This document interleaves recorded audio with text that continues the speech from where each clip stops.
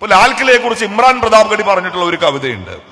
മേരെ ബനാനെ വാലോं से नफरत है उनको ബൽക്കി മേരെ ദീവാരോं से मोहब्बत भी है उनको എന്നാണ്.